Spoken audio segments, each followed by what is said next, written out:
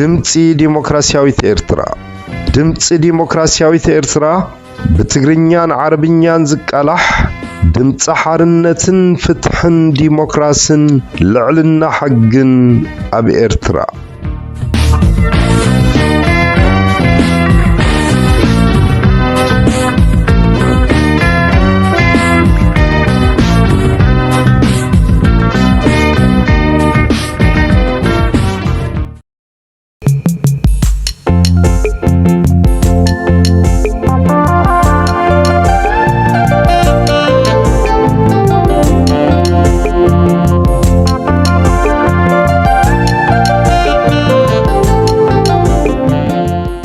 ድምፂ ዲሞክራሲያዊት ኤርትራ ክቡራት ተኸታተልቲ መደባት ድምፂ ዲሞክራሲያዊት ኤርትራ ከመይ ትቕንዩ?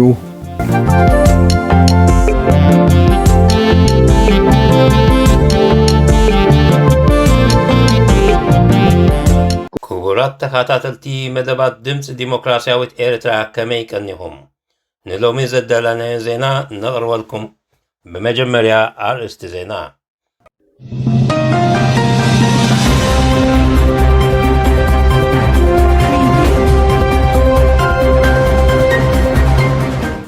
ኣቦ ወንበር ፈጻሚት ቤት ጽሕፈት ኤርትራዊ ሃገራዊ ባይቶ ምስ መደበር መጽናዕቲ ዲሞክራሲ ሴሚናር ኣካይዱ። ኣስታት 20,000 ዝኾኑ ኤርትራውያን ስደተኛታት ካብ መደበራት ትግራይ ሃዲሞም። ዓለም ለኻዊ ሻቕሎት ብዛዕባ እቲ ኣብ ትግራይ ዝፍጸም ዘሎ ግህሰታትን ሰብኣዊ ሽግራትን። ሱዳን ኢትዮጵያ ኣብ ዶብ ዘሎ ቦታታት ደብዲባ ኢሉ ዘቕረቦ ክሲ ኢትዮጵያ ኣሉታ ሂባትሉ።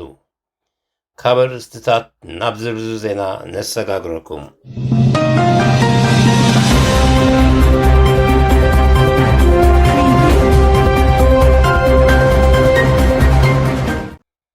ኣቦ ወንበር ፈጻሚት ቤት ጽሕፈት ኤርትራዊ ሃገራዊ ባይቶን ዲሞክራሲያዊ ለውጢ ተጋዳላይ ነጋሽ ዑስማን ምስ ሱዳናዊ መደበር ምርመራን ዲሞክራሲን ስትራቴጂካዊ ጉዳያት ብዕለት 6 ናይ ዝወርሒ ብመንገዲ ዙም ራእይን ድሌታትን ጥሙሕ ኤርትራዊ ሃገራዊ ባይቶን ዞናዊ ጽልዋታትን ኣብ ትሕቲ ዝብል ኣርእስቲ ሴሚናር ኣካይዱ። ኣብቲ ዘካየዶ ሴሚናር ንጉዕዞ ሃገራዊ ምንቅስቃስ ካብ ዝሓለፈ መዋዕል 4ታት ጀሚሩ ብሰላማዊ ኣገባብ ዝተኻየደ ቃልሲ ይኹን ክሳብ እቲ ብዕለት 24 ወርሒ 5 1991 ናጽነት ኣብ ምጉንጻፍ ዘብጽሐ ብዓወት ዝተዛዘመ መዋዕል ብረታዊ ሴሚናር ዝነበረ ኩነታት ኣስፊሑ ተንቲኑ። ኣብቲ ዘካየዶ ሴሚናር ንጉዕዞ ሃገራዊ ምንቅስቃስ ካብ ዝሓለፈ መዋዕል 4ታት ጀሚሩ ብሰላማዊ ኣገባብ ዝተኻየደ ቃልሲ ይኹን ክሳብ እቲ ብዕለት 24 ወርሒ 5 1991 ናጽነት ኣብ ምጉንጻፍ ዘብጽሐ ብዓወት ዝተዛዘመ መዋዕል ብረታዊ ሰውራዊ ዝነበረ ኩነታት ኣስፊሑ ተንቲኑ። ኣብ ምብራቕ ሱዳን ናይ ዝተኸሰተ ኩነታት ኣመልኪቱ ድማ ንኤርትራውያን ተቃውሞ ሓይልታት ኣብዚ ጉዳይ ንምሕዋሶም ዝግበር ፈተናታት ኣጥቢቑ ነጺጉ። ምብራቕ ሱዳን ንዓሰርተታት ዓመታት ዝኣክል ገዚፍ ቁፅሪ ስደተኛታት ኤርትራውያን ዝሓቆፈ ቦታ ከንሱ ካብ ኤርትራውያን ሓንቲ መዓልቲ እውን ትኹን ንጸጥታ ሱዳን ዘድፈረስ ተግባር ተራእዩ ኣይፈልጥን ኢሉ። ኣብ ዝሓለፈ ግዜ 80ታት ተጋድሎ ሓርነት ኤርትራ ንመጥቃዕትታት ህዝባዊ ግንባርን ወያነን ምስ ዘሳጠሐ ብረት ንምውራድ ዘገደደ ምኽንያት እውን እሱ ነይሩ ኢሉ። ተቃወምቲ ኤርትራ እንካብቲ ኣብ ኢትዮጵያ ዘሕለፍዎ ግዜ እንታይ ተጠቂሞም ንዝብል ሕቶ ክምልሽ ከሎ ድማ ኢትዮጵያውያን ኣብ ኢትዮጵያ ክንህሉ ምፍቃዶም ንባዕሉ ኣውንታዊ ነይሩ። ዘድሊ ዝነበረ ድማ ሙሉእ ምትሕብባር ኣብ መንጎ ኢትዮጵያን ተቃወምቲ እዩ። ኣብቲ ዝሓለፈ ግዜያት ድማ ጽቡቕ ዕድላት ነይሩ ይብል። ይኹን እምበር ክውንነት ተቃውሞ ሓይልታት ምስ እንዕዘብ ከምኡውን ብወገን ኢትዮጵያ ሓቀኛ ድልየት ናይ ምቅያር ስርዓት ኤርትራ ስለ ዘይነበረ እቲ ዝድለ ዝነበረ ለውጢ ክረጋገጽ ኣይተኻኣለን ኢሉ። ኣብ መደምደምታ ናይ ሴሚናር ምትእስሳርን ምትሕግጋዝን ሓይልታት ዲሞክራሲ ኣብ ቀርኒ ኣፍሪቃ ተደላይነት ምዃኑ ጠቒሱ ዲሞክራሲ ንምምስራትን ንህዝብታት ካብቲ ከቢብዎ ዘሎ ዝተፈላለየ ጸጥታውን ቁጠባውን ፖለቲካውን ሓደጋታት ንምድሓን ገድላዊ ምሕዝነት ምምስራት ተደላይ ምዃኑ ኣትሪሩ ተዛሪቡ ዜናዊ ኣገልግሎት ኣናዶል ከም ዝገለጾ ሉምበርግ ዝበሃል ዜናዊ ኣገልግሎት ኣሜሪካ ከም ዘውረዶ ኣብ መደበራት ሸመልባን ሕንጻጽን ዝነበሩ ስደተኛታት ኤርትራውያን ብሰንኪ ኣብ ትግራይ ዝተኻየደ ውግእ ከቢድ ሓደጋ ስለ ዝወደቖም ኣስታት 20,000 ዝኾኑ ነቲ መደበራት ሓዲጎም ናብቲ ከባብን ካልእን ገጾም ፋሕ ከም ዝበሉ ተሓቢሩ። መዚ ዝተተሓዘ ጋዜጣዊ ጸብጻባት ኢትዮጵያ ሓደ ካብዚ መደበራት ንዶብ ኤርትራ ቀረባ ስለ ዝኾነ እቲ ካልኣይ ድማ ንመንበሪ ዝጥዕም ቦታ ስለ ዘይኮነ ናይ ምዕጻው እማመ ከም ዘለዎም ይገልጹ። ረድኤታዊ ትካል ሕቡራት መንግስታት ብዛዕባ መዐቀኒታት ህንጸት መደበር ስደተኛታት ኣብ ዝህቦ መምርሒታቱ ድማ እቲ መደበራት ካብ ዶብ ናይቲ ዝተሰደሉ ሃገር ወይ ካብቲ ተነካኢ ዝኾነ ወተሃደራዊ መደበራት ካብ 50 ኪሎ ሜትር ዘይውሕድ ወይ ናይ ሓደ መዓልቲ ግዕዞ ርሕቀት ክህልዎ ይግባእ እዩ ዝብል። ኣብ ዝሓለፈ ወርሒ ሓደ ኣብ ልዕሊ 2 መደበራት ገዚፍ ዕንወት ከም ዝተፈጸመ ብሳተላይት ዝተላዕለ ስእልታት ኣረጋጊጹ። ነዚ ብዝምልከት ድማ ብወገን ተካል ስደተኛታት ሕቡራት መንግስታት ይኹን ኢትዮጵያ ክሳብ ሕጂ ዝኾነ ዝተዋህበ ግምታት ናይዚ ዝወረደ ሃሳያታት የልቦን። ሕቡራት መንግስታት ብዛዕባ ኣብ ትግራይ ዝተኻየደ ጌና እውን ዝቅጽል ዘሎ ግፍዕታት ሻቕሎት ብምግላጽ ንኻይቅጽል ድማ ኣጠንቂቑ። እዚ ዓሌታዊ ቅንጽላን ናይ ጽልእን ሃይማኖታዊ ጎስጋሳትን ብቕልጡፍ ጠጠው እንተዘይሉ ድማ ግፍዕታት ቀጻሊ ከም ዝኸውን ርዱእ እዩ። ብዛዕባ ምእጋድ ኣልማማዊ ቅንጽላ እትግደስ ፍልይቲ ኣማኻሪት ሕቡራት መንግስታት ኤለስ ወርም ነደርቶ ኣብ ሰሜን ኢትዮጵያ ትግራይ ብክልቲኦም ወገናት ተሓባበርቶምን ሓደገኛ ገሰትን ሰብኣዊ መሰላትን ይፍጸም ምህላው ዝሕብር ጸብጻብ ከም ዝበጽሓ ኣፍሊጣ። ንሳ ኣብ ዘውፃእቶ ኣዋጅ ድማ እዚ ግህሰት እዚ ካብ ሕጊ ወፃኢ ዝኾነ ቅትለትን ስጋዊ ዓመፅን ንብረት ምዝራፍን ጅምላዊ መቅተልትን ዘለዎ ኮይኑ ሰብኣዊ ሓገዛት ኣብኡ ንኸይበጽሕ ድማ መሰናኽላት ይፍጸም ምህላው ተገሊጹ። ብተወሳኺ ኣብ ካልእ ወገናት ናይቲ ሃገር እውን ኣብ ልዕሊ ሰላማውያን ዜጋታት ኣብ ሃይማኖቱን ወገናዊ ኣፈላላይን ዝተመርኮሰ ዘጨንቕ ኣስቃቂ መጥቃዕትታት ይውሰድ ኣሎ ዝብል ጸብጻብ በፂሑኒ ኢላ። ቅድሚ ሕጂ ድማ ማርክ ሎኮክ ተሓጋጋዚ ሓላፊ ዓለም ለኻዊ ሰብኣዊ ጉዳያት ንናይ ዓለም ጸጥታ ምክሪ ቤት ኣብ ትግራይ ዝካየድ ዘሎ ጎነፅ ኣስፊሑ ኣብ መላእ ሃገር ቅልውላው ክፈጥር ከም ዝኽእል ኣመልኪቱ ነይሩ። መዚ ተታሒዙ ናይ ኣምሓራ ማሌሽያ ኣብ ጎሞዝ ቤንሻንጉል ሓይልታቶም ንምዝርጋሕ ምሕታቶም ንወገናዊ ምፍልላይ መሊሱ ዘጓህር ስለ ዝኾነ እዚ ጉዳይ እውን ከምቲ ናይ ፍራንሳ ጋዜጣ ለመንዲ ዝበለቶ ኣብ ውሽጢ ኢትዮጵያ ሓድሽ ናይ ውግእ ግንባራት ንምኽፋት ዕድል እዩ። ሓላፊ ኣሁዳት ሓለዋ ዶብ ሱዳን ኣብ ምምሕዳር ገዳርፍ ኣብ ልዕሊ ወተሃደራቱ መጥቃዕቲ ከም ዝተኻየደ ኣፍሊጡ። ኢትዮጵያ ግን ኣብ መስመራት ዶብ ዝኾነ ወተሃደራዊ ምርጻማት ከም ዘይተኻየደ ዓቢራ። ሱዳን ትሪቢዩን ኣገልግሎት ዜና ብወገኑ ኣብ ልዕሊ ስናር ዝርከብ መበል 17 ክፍለ ሰራዊት ኣካላት ዝኾነ ናይ ሓለዋ ኣሁዳት ኣብ መንጎ ዶባት ክልል ገዳርፍን ስናርን ዝርከብ ጀበል ሓላዋ ኣብ ዝበሃል ቦታ መጥቃዕቲ ከም ዘይተኻየደ ኣፍሊጡ። ብኻልእ ሸነክ ኣብ መንጎ ኢትዮጵያን ሱዳንን ተፈጢሩ ዘሎ ዶባዊ ሽግር ምፍታሕ ዝብል ዕላማ ዝሓዘ ልኡኽ ሕብረት ኤሮፓ ኣብ ሱዳን ዑደት ኣካይዱ። ከምቲ ዝፍለጥ ድማ ኣብ መንጎ ሱዳንን ኢትዮጵያን ርኡይ ናይ ዶብ ምትፍናን ዝጀመረ ኣብ ዝሓለፈ ወርሒ ሕዳር ሱዳን ኣብ ዞና ፋሽጋ ሰራዊታ ናይ ምዝርጋሕ ስጉምቲ ምስ ወሰደት እዩ። ናይ ክልቲኦም ሃገራት ሰራዊት ድማ ኣብ መስመራት ዶብ ምትእኽኻብ ጀመሩ። ካርቱም ብ1995 ብኢትዮጵያውያን ዝተተሓዘ መሬት ከም ዝመለሰት ክትሕብር ከላ ኢትዮጵያ ግን ብወገና እዚ ሽግር ብሰላም ክፍታሕ እንተደኣ ኮይኑ ኩነታት ኣብቲ ቅድሚ ወርሒ ታሕሳስ ዝነበሮ ክምለስ ኣለዎ ትብል። ሱዳን ድማ ሰራዊቱ ኣብ መሬቱ ስለ ዘሎ ካብ መሬቱ ኣይክለቅቅን እዩ። ጉዳይ ዶብ ድማ ብመሰረት ዓለም ለኻዊ ናይ ክልቲኦም ካዕባዊ ስምምዓትን ቀደም ዝተጨረሸ ነገር እዩ ባህላይ እዩ። ክቡራት ተኸታተልቲ መደባትና ንሎሚ ሒዝናልኩም ዝቐረብና ዜና ኣብዚ ንፍጽም ምስ ቀጻሊ መደባትና ሓቢርኩም ክትጸንሑ እንዳተተስፈና ሰናይ ምክትታል ንምነየልኩም። ድምፂ ዲሞክራሲያዊት ኤርትራ حماسين سرايت تولغو غيدنكل حماسين سرايت تولغو غيدنكل ثم حرسن حتبركا داش كله الساحل نعون تأكب ودينا نعلل ቃንዛ ክባጽርዮ ቃንዛ ክበዚሑ ምጻሩ ሲእንኪ ኣብ ርእሲ ጓሂ ጓህና ተወስኽኪ እንተ ውልድኪ ዘጸብቐኪ መሲልዎ ጽቡቕ ዓይንትኺ ንውዓት ክሒልዎ ወላድ ማሕፀንኪ እናመኸነ ዝተረፈው ረሲዕኪ ዛነ መን ይሐመልኪ ኸምናይ ትማል ሕማም ለይትኺ ኸውግሕ ዝሓድር ኣብ ጸላም መን ይኹነልኪ ወፈውሲ ናይ ቃንዛኺ ፈውሲ ዝህብ ክሕውቕ እስልኺ እናናፍቕኪዮ ናይ ትማል ፍቕሪ እናተመነኽዎ ደቅኺ ኽተኣሪ መሊሱ ይገድድ ዘለኽዮ ሕማም ዝወለድክዮ ውሉድ ምስ ኮነኪ ጸማም እቲ ትማሊ እንተ ትዝክርዮ ትደሊ ትኾኒ ንዕኡ ክትመልስዮ እንታይ እሞ እቶም ዝተረፉ ብሽግርኪ ክንዲ ዝላዘቡ ኮይኖም እንዶ ብደረት ልቦም ዝሓስቡ ኤረይ እወቲ ኤረይ እምበርዶ ካብ ከርስኽዮም ወፅእ በዚሖም እኮ ዝኸድንኺ ጸላም ኣብ ክንዲ ህዲልካ ምምኻር መሊሶም ይፈጥሩ መንገዲ ሽንክርካር ኤረይ ሽግርኪ መመሊሱ እናበዝሐ ውልድኪ ግን ጾር ይኾነኪ ጸገማት እንዳነዝሐ ኣብ ክንዲ ፍቕሪ ጽሪ ኣብ ክንዲ ሕውነት ጓንነት እናምፀ መቓቒልኩ እኮ ኣበራት እናውፀ ነስኽ እንዲኺ ሓንቲ ኤርትራ ፍቕሪ ሓድነት ዝነበራ ኣበይ ደኣ ኸይዱ እዚ መንነትኪ ንኹሉ ዝሓቅፍ እንዴት ሕቕፍኺ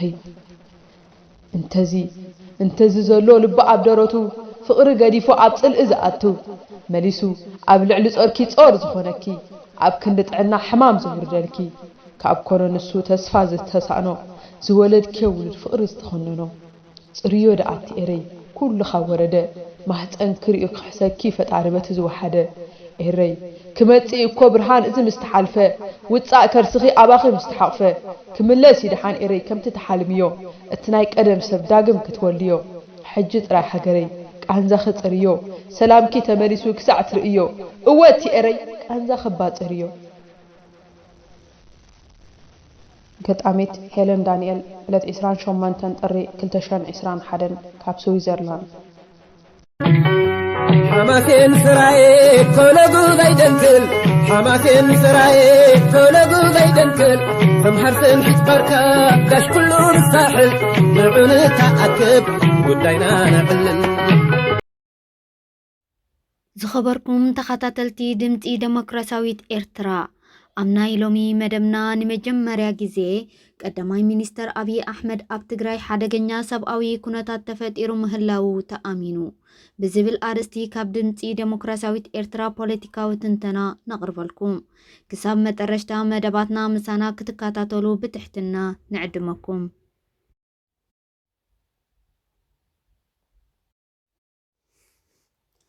አብይ አሕመድ ኣብ ትግራይ ሓደገኛ ሰብኣዊ ኩነታት ተፈጢሩ ኣሎ ዝብል ዘሎ ኣብ ትሕቲ ልዕለኛ ሕጊ ምርግጋጽ ዝብል ሽም ቅድሚ 3 ኣዋርሕ ኣብ ትግራይ ውግእ ተኻይዱ ትግራይ ኣብ ትሕቲ ቁጽጽር ኣትያ ድሕሪ ምባሉ ድማ ካብ 2 ኣዋርሕ ንላዕሊ ምስ ሓለፈ ዝወሃብ ዘሎ ኮይኑ እዚ ቃል ፕሮጀክት ሲንዲኬት ኣብ ዝበሃል ዓለምለኻዊ ማዕከን ብአብይ አሕመድ ዝተጻሕፈ ምዃኑ አልዮም አልሳቢዕ ዝበሃል ናይ ምስሪ ጋዜጣ ብዕለት 6 ናይ ዝወርሒ ኣብ ዘውፅኦ ሕታም ኣቃሊሑ ጠቅላይ ሚኒስተር አብይ አሕመድ ኣብ ዘውፅኦ ጽሑፍ ኣብ ልዕሊ ህዝባዊ ወያነ ሓርነት ትግራይ ዝተመዝገበ ዓወት ዓብይ ዋጋ ዝተኸፍሎ ምዃኑ ኣመልኪቱ ኣብ ትግራይ ገና ሓደገኛ ሰብኣዊ ኩነታት ምህላው ኣፍሊጡ ብተወሳኺ ብፌደራላዊ መንግስቲ ኢትዮጵያ ዝተኻየደ ስርሒታት ንህዝቢ ትግራይ እቲ ካብቲ ንዓሰርተታት ዓመታት ዘሳቕዮ ዝጸንሐ ሕሱም ምሕደራ ወያነ ነፃ ኣውፂእዎ እዩ ኢሉ ንወያነ ሓርነት ትግራይ ምጥቃዕ ድማ ንሕብረተሰብ ዓለም ከም ዘናቐነቐ ኣፍሊጡ ኣብ ትግራይ ስነ ስርዓትን ሰላምን ንምንጋስ ብቕልጡፍ ተላዒልና ተዓዊትና ድማ ይብል ኣስዒቡ ብዙሕ ጻዕርታት እኳ እንተተኻየደ እዚ ስርሒት ዘስዓቦ ሞትን ስቃይን ንዓይ ብፍላይ ከምኡውን ኣብዚ ይኹን ኣብ ወፃኢ ንዘለዉ ፈተውቲ ሰላም ዓብይ ዓቕሊ ጽበት ፈጢሩ እዩ ይብል በዚ ኣጋጣሚ ድማ ንሕቡራት መንግስታትን ናይ ረድኤት ማሕበራትን ንኩሎም ኣብ ትግራይ ዝርከቡ ኣካላት ምስ መንግስቲ ኢትዮጵያ ብምትሕብባር ኣድማዒ ህጹጽ ረድኤት ክገብሩ ይጽውዕ ብምባል ድማ ብጽሑፍ ደምዲሙ። እዚ ጠቅላይ ሚኒስተር አብይ ዘስመረሉ ብሰንኪ ውግእ ዝወረደ ክሳራታት ኣብዚ እዋን እውን ከምቲ ገለ ዲፕሎማስያውያን ዜናዊ ማዕከናት ዘረጋገጽዎ ገና ብዝፈኾሰ ደረጃ ዝቕጽል ዘሎ ኮይኑ ንዓለም ለኻዊ ማሕበራትን ሓድነት ኤሮጳን ሕብረት መንግስታት ኣሜሪካን እዚ ውግእ ብዘስዓቦ ገና እውን ብመጠኑ ዝቕጽል ዘሎ ገዚፍ ክሳራታት መዛረቢ ኮይኑ ኣሎ። አብይ አሕመድ ነዚ ጉዳይ ኣመልኪቱ ዝሃቦ ቃል ድማ ኣብ ልዕሊኡ ዝካየድ ዘሎ ጸቕጥታት ንምፉኻስ ዝመጸ ይመስል። ኣብ ከምዚ ዝኣመሰለ ኩነታት ድማ እቲ ቀንዲ ዝለዓል ሕቶ ከምቲ ቀዳማይ ሚኒስተር አብይ ባዕሉ ዝበሎ እዚ ውግእ ዝተሓንጸጸሉ መስመር ዝሰገረ ስለ ዝኾነ ከምቲ ዘመልከቶ ጉዳይ ረድኤት ጥራሕ ብምሃብ ዝፍታሕ ድዩስ ወይስ ካብኡ ንኔው ሳዕቤናቱ ብምስትውዓል ሰፊሕ ፍትሓት ምግባር ዝሓትት ዝብል እዩ። እቶም ዝተበደሉ ፍትሒ ክረኽቡ ዝበደሉ ድማ ኣብ ፍርዲ ንኽቐርቡ ዝተፈጸመ ነገራት እቲ ምዕርር ሽማግለ ብምቋምከ ተደላይ ዶ ኣይኮነን? ክቡር ጠቅላይ ሚኒስተር ስለምንታይ ከ እዩ በቲ ኣብ ልዕሊ ስደተኛታት ኤርትራውያን ብኩሎም ኣካላት ሰራዊት ኤርትራ እውን ዝሓወሰ ዝተፈጸመ ግፍዕታት ዘይእመነሉ ንብል? ምክፋል ሰራዊት ኤርትራ ብዝምልከት ድማ እቲ ስርዓት ኣሉ ይብል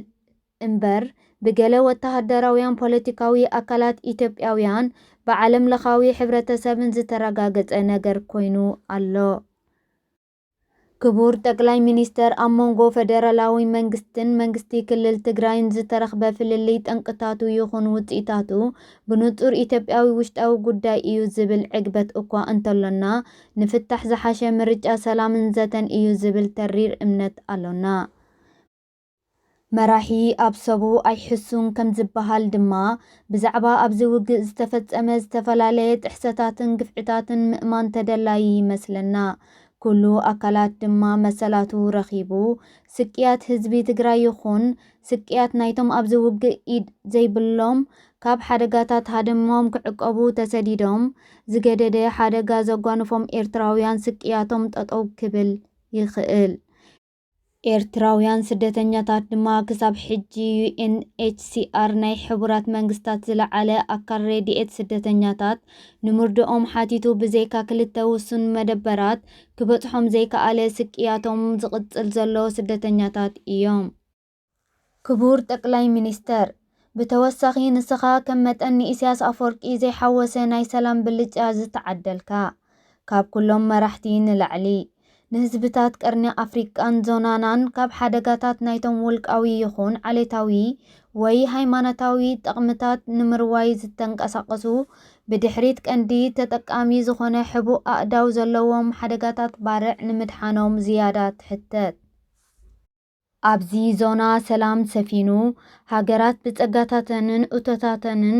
እንዳተጠቀማ ብሰላም ክነብራ እንተደኣ ተደልዩ ቅድሚ መዋእል ኣብዚ ዞና ዝነበረ ሕጂ እውን ብገለ ሓይልታት ንምብርባሩ ዝሕሰብ ዘሎ ኣብ ልዕልነትን ጽልእታትን ጭኮናን ዝተመርኮሰ ኣካይዳ ከበቅዕ ኣለዎ። ከም እምንቶና ድማ መራሕቲ ኢትዮጵያ ዝፈጠርዎ ታሪኻዊ ዘይምርግጋእ ኣብ ልዕሊ ጎረባብቲ ዝፈጠሮ ሃሰያታት ቅድሚ ምርኣይ በቐዳምነት ኣብ ልዕሊ ኢትዮጵያ ዘሕደሮ መረራታትን ድንግርግራትን ንባዕሉ ዳግመ ርእይቶ ምግባርን ፍታሕ ዘድልዮን ጉዳይ ስለ ዝኾነ ኢትዮጵያ ካብቲ መንነታዊ ይኹን ሃይማኖታዊ ወይ ወገናዊ ምኽንያት ተበግሳ በቲ ኣብ ልዕሊ ህዝብን መሬትን ዝካየድ ዝነበረ ጭኮና ዝመልአ ታሪኽ ምሕባና ቁኑዕ ኣይኮነን በሃልቲ ኢና። ድምፂ ዲሞክራሲያዊት ኤርትራ ቅድሚ ሕጂ ኣብ ዘውፀቶ ቅሉዕ ጽሑፋት ሓደ ካብኡ ምስራሕ ሓወልቲ ራስ ተፈሪ ቅዱስ ምግባሩ ድዩስ ወይስ ግዲኡ ተዘኪሩ ክነብር ኣብ ትሕቲ ዝብል ኣርእስቲ ዝተመሓላለፈ መልእኽቲ ነይሩ። ሎሚ ድማ ደጊምና በዚ ጉዳይ እንዳጻሕፍና ዳግመ ኣብቲ መራሕቲ ኢትዮጵያ ንህዝቢ ዘውረስዎ ልዕልነትን ጽልእን ቅርሕንትን ዝተሰርሐ መገዲ ካብ ምምራሽ ክቁጠቡ ንጽውዕ። ዝተፈላለየ ብሄራትን ሃይማኖታትን ሕብረተሰባዊ አካላት ህዝቢ ኢትዮጵያ ኣብዚ እዋን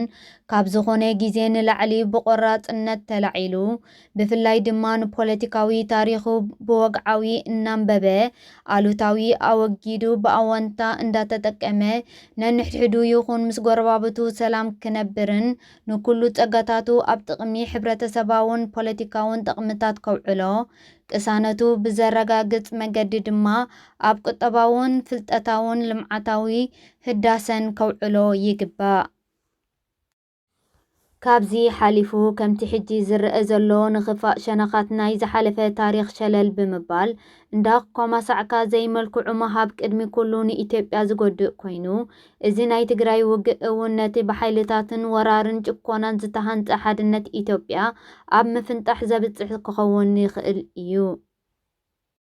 ምዚ ዘለናዮ መዋእል ዘይቃዶም ምስ ኣተሃናንፃ ሓድነት ሃገር ዝሳነ ድማ ኣይኮነን። እቲ ዘገርም ድማ ገለ መሪሕ ኣድማዕነት ዘለዎም ፖለቲከኛታት ክሳብ ሕጂ ብዋጋ እቲ ብገለ ህዝብታት ኢትዮጵያውያን ጎረባብቲ ዝተደፍአ ደምን ዝተኸስከሰ ዓጽምን ንብዓትን ዝተሃንጠ ዝና ምፍካሮም እዩ። ከምዚ ዝኣመሰለ መልክዕ ዘለዋ ሃገር ድማ ነባሪት ኮይና ክትቅጽል ዘበት እዩ። ምዚ ዘለናዮ መዋእል ዘይሰማማዕ ሃገር ድማ ንምብትታንን ምዕናውን ዝተሳጥሐት ሃገር ጥራሕ እያ። እምበኣርከስ ንክቡር ጠቅላይ ሚኒስተር አብይ አሕመድ ንብሎ ነገር እንተሎ ኣብዚ ዘለናዮ መዋእል ብፍላይ ድማ ኣብ ዞናናን ህዝብታ ኣማዕድዮም ብሃንቀውታ ዝጽበይዋ ሃገር ብሓውን ሓጺንን እትመሓደር ወይ ድማ ኣነ ጥራሕ ዝሪኦ ነገር ክትሪኡ ኣለኩም ዝበሃለሉ ሃገር ዘይኮነስ ሃገረ ናጽነትን ሕግን ፍትሕን ዲሞክራስን ሰብኣዊ መሰላትን ዝረኽቡላ ዝተፈላለዩ ኣካላታ ብጉልበቶምን መሰላቶምን ማዕረ ኮይኖም ካብ ምንብርካኽን ምግዳድን ዓሌታውን ሃይማኖታዊ ኣፈላላይን ነጻ ኮይኖም ብሓባር ተሳንዮም ብሃገራዊ መንነቶም ኮሪዖም ዝነብሩሉ ሃገር እዩ። ድምፂ ዴሞክራሲያዊት ኤርትራ። ዝኸበርኩም ተኸታተልቲ መደብ ድምፂ ዴሞክራሲያዊት ኤርትራ ንሎሚ ዝተዳለወ ሓተታ ነዚ ይመስል። ሰላም።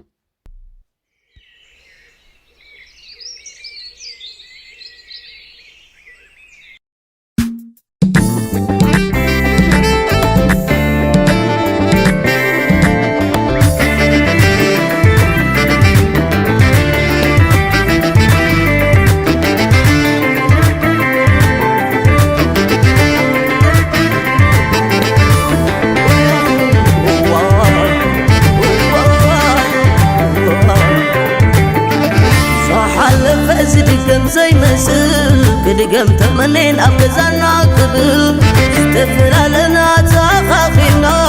وررز بلد زمامو قزانا كندي تمني زينا قبلس مرتبيتنا حبيرنا كنحبس كندي تمني حبيرنا اشتنا كم زمادي بحال كبيرنا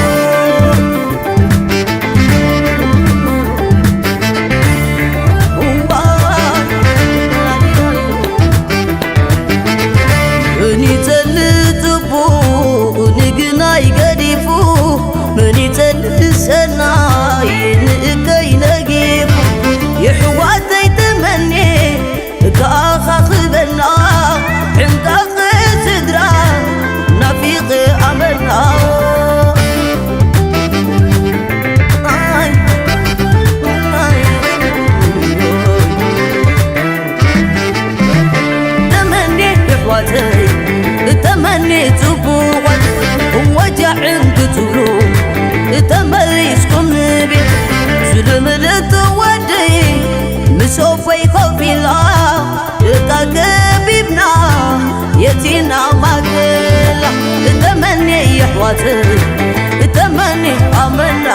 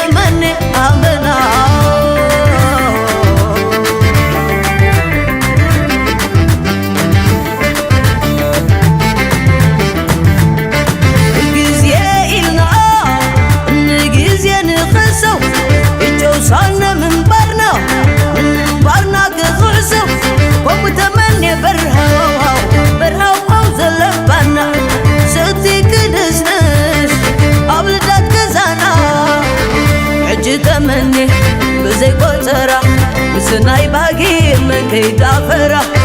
مساتنيتي تانقو باقي تخص بيلنا كل عين الدي وتمني حج تمني تخص بيلنا كل عين الطول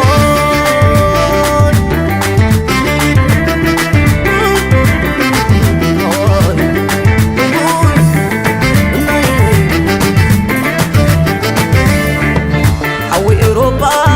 عبد كندا تحت إسرائيل تحت جدة عبد يا بزا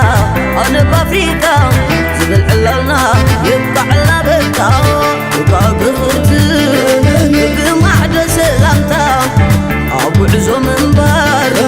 كتفلي كرتا أمر بيتنا نسدر زي بلو بيتي على بينا نقدلو تمني تمني أمنا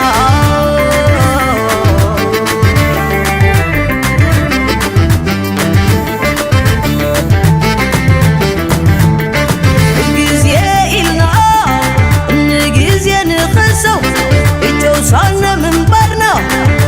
برنا كغرسو ومتمني برها وعوز اللبنا ستي كنسنس أبلدات كزانا حج تمني بزي قطرة بسناي باقي من كيدا فرح مساتنيتي تانقو باقي تخص بيلنا كل العين الدي وتمني حج تمني تخص بيلنا كل العين الطول